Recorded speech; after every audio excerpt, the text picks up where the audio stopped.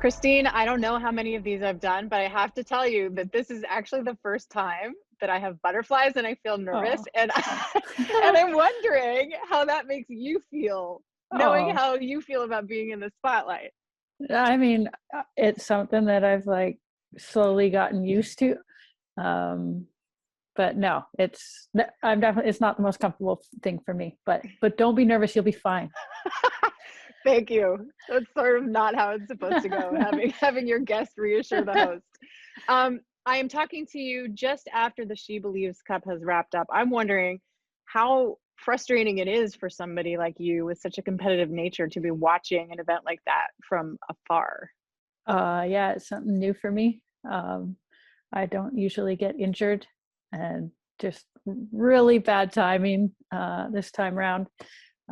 To see my teammates competing, we haven't been together for a year. New head coach, just yeah, really bad timing. But man, they put up a fight. Obviously, missing a lot of players, and proud of the work they put in, and just makes me excited for the summer.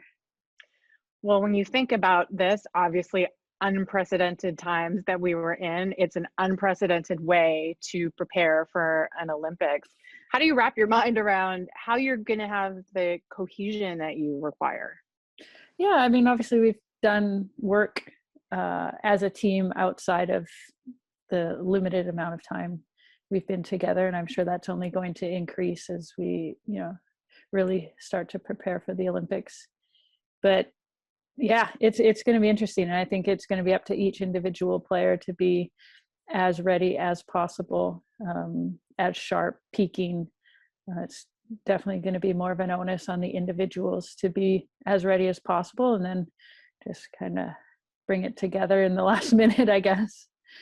Well, I mean, presumably everybody's in pretty much the same boat. So Yeah, exactly. it's a different process.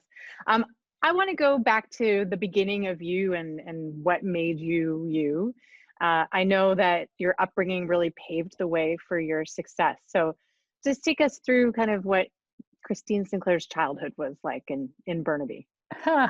Well, I think just I came from a sports family, an athletic family. Um, I had a couple uncles play professionally. One represented Canada on the men's side of the game. Just as a kid in my family, you were signed up for sports. It's just how it was. So for me, it was baseball, soccer. I played basketball, ran track. I was always out in the backyard with my brother. He's 3 years older than me, so we were always getting into trouble, playing sports, breaking windows, things like that. Um, and just always had the support of my parents. They were definitely my mom coached my team, my dad coached my brother's team, my dad coached my baseball team. So just a lot of support from the beginning. But also having a couple uncles that had success in soccer, they never let your head get too big. It's for me an ideal like childhood to sort of set me off. Is it true that your mom stopped at a soccer game on her way home from the hospital with you? I this is only the second time I've heard this, so I'm not sure, but it would not surprise me. This is a quote from her. So Yeah, I mean, it wouldn't surprise me. Like, I'm sure like stopped at the the soccer field to like say hi to people. I don't know. Yeah, it wouldn't surprise me. Christine, you were 11, I think, when your mom was diagnosed with MS. I have an 11-year-old daughter right now. Mhm. How does an 11-year-old mind start to work with that and have the resilience and toughness to withstand Yeah. that Well, blow? my mom she was diagnosed when she was pregnant with my brother. Um, Mm, and so I was 11, I think, somewhere in there when they finally told my brother and I, like, I sat us see. down and sort of like explained like why mom was like staggering when she was walking, things like that Mm. it got to a point where okay, something needs to be said. As I've grown older and seen my mom struggle, uh yeah, it's been difficult, not gonna lie, to see one of your heroes kind of physically have everything taken away from her. um she was super athletic. I mean, I remember seeing pictures of her in the newspaper. Like, she was so proud from her days running track and field at like SFU and in high school and things like that. So yeah, it's definitely been difficult to see, but at the same time, on those hard days for myself, makes me realize how lucky I am that look what I do for a living. Yeah, it's definitely helped push me, knowing that, you know, she's still got my back. Your leadership is quiet. I mean, I know you're a different, you probably in the locker room with everybody, but generally you're known as a quiet leader, and probably public speaking isn't your favorite thing, but the fight against MS has really put you in a place where you are taking the lead that way. It's something that's like developed over time. I think, like a lot of people that are either living with MS or have a family member that lives with MS, it's like often a disease that's like kept quiet. And for a long time, my mom and our family like suffered in silence with it. And an opportunity was presented to me, I think it's been 4 or 5 years now, to work with the MS Society of Canada and A&W and try to raise a lot of money. And I remember asking my mom's permission, because it's ultimately her story that I wanted to share.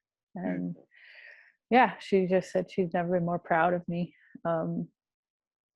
that my soccer and what I've done in soccer has given me a platform that not many people have, and want to use it to good. And hopefully years down the road, you know, families don't have to go through what my family has gone through. That is an incredible perspective to gain, to be you and to be in the GOAT conversation and to hold the records that you do.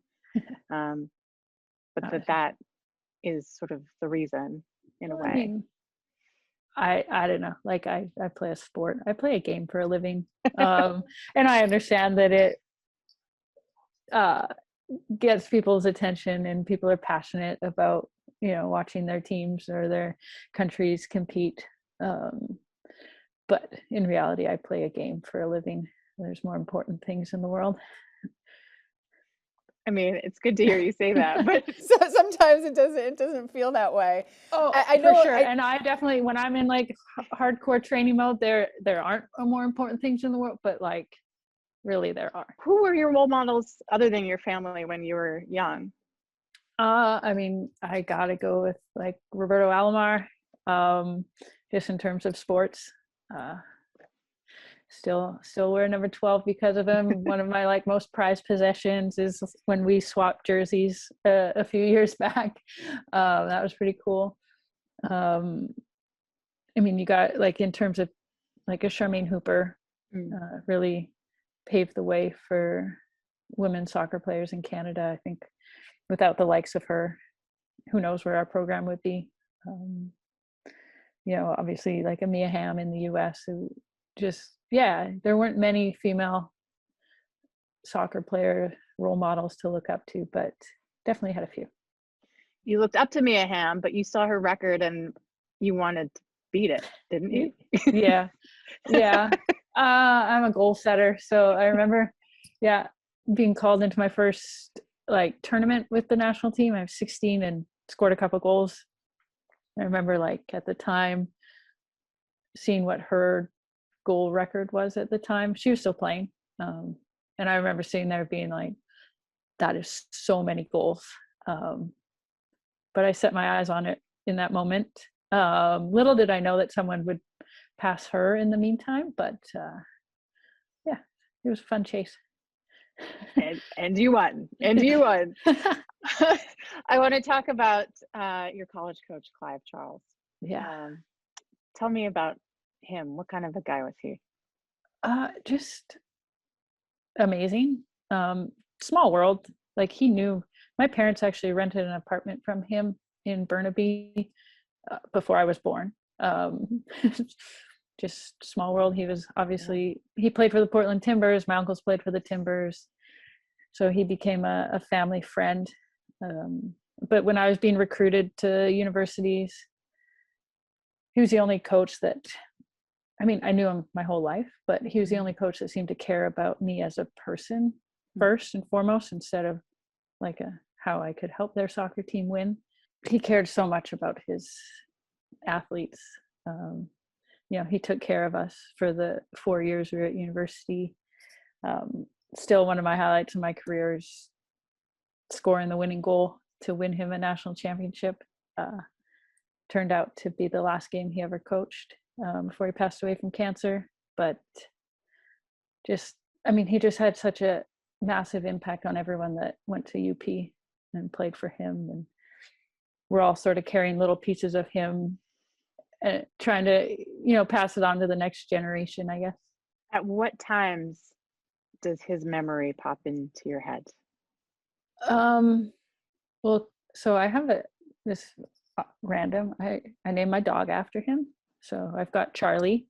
Your little Pomeranian. Yeah, I definitely. Yeah. So every time I see Charlie, but then, so I'm fortunate, like I play in Portland, play in the stadium that he played at. And